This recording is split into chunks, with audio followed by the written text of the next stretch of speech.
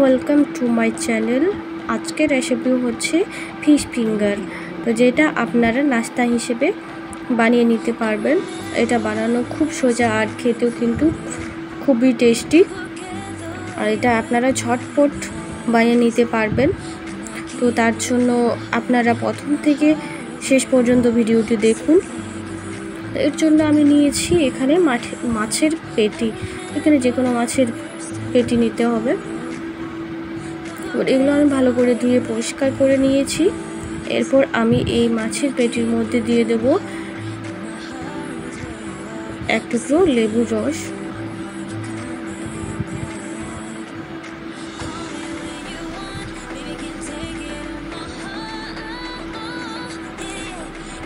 এরপর দিয়ে দেব 1 চামচ মতো সয়া সস,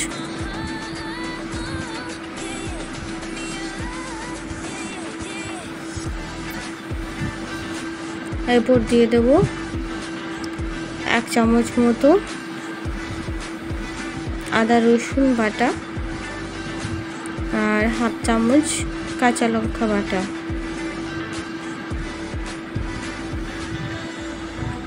আর দিয়ে দেবো এখানে সামান্য একটু হলুদ গুঁড়ো, একটু লঙ্কার গুঁড়ো,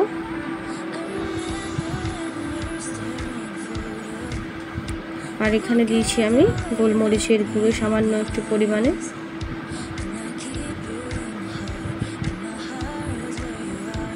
এরপর একটা চামচের সাহায্যে এগুলোকে আমি ভালো করে মিশিয়ে নেব।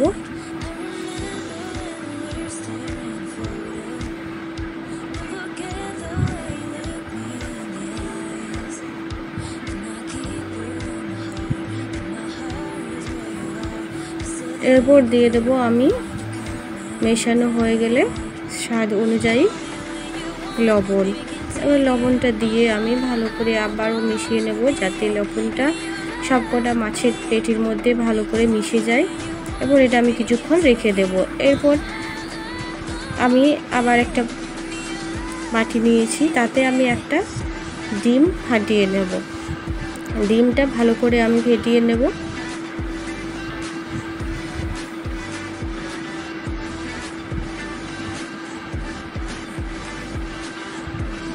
ডিমটা ফেটানো হয়ে গেছে। এরপর আমি এখানে নিয়েছি পাউরুটির গুঁড়ো, যেটা আমি মিক্সিং জারে করে গুঁড়ো করে নিয়েছি। এরপর এই যে ম্যারিনেট করা মাছের পেটিগুলোকে আমি এক একটা নিয়ে প্রথমে ভালো করে আরেকটু মিশিয়ে নেব হাতের সাহায্যে।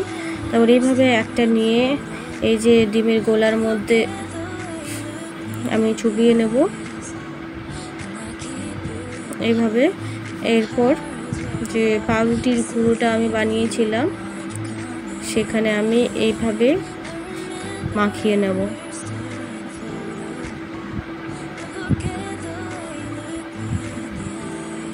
এই দেখুন, তো এইভাবে প্রতিটা পেটিকে আমি প্রথমে ডিমের গোলায় চুবিয়ে তারপর পাউরুটির মধ্যে মাখিয়ে এইভাবে সবগুলোকে আমি তৈরি করে নিয়েছি। এরপর গ্যাসের উনুনে একটা ফ্রাইং প্যান চাপিয়ে দিয়েছি।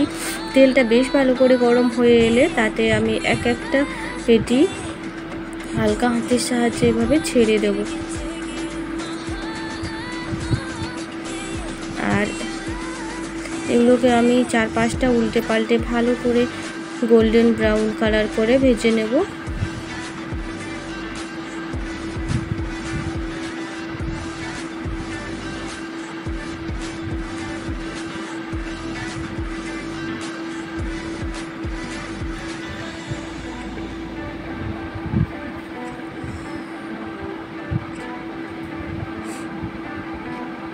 এই দেখুন, সবগুলো আমার ভাজা হয়ে গেছে। এরপর এগুলো আমি একটা প্লেটের মধ্যে সবকটাকে তুলে নেব। তো আমার ভিডিওটি যদি আপনাদের ভালো লেগে থাকে তাহলে অবশ্যই একটা লাইক করে দেবেন, আর আরও নতুন নতুন রেসিপি পাওয়ার জন্য চ্যানেলটিতে একটা সাবস্ক্রাইব করে দেবেন। তো নমস্কার, ভালো থাকবেন।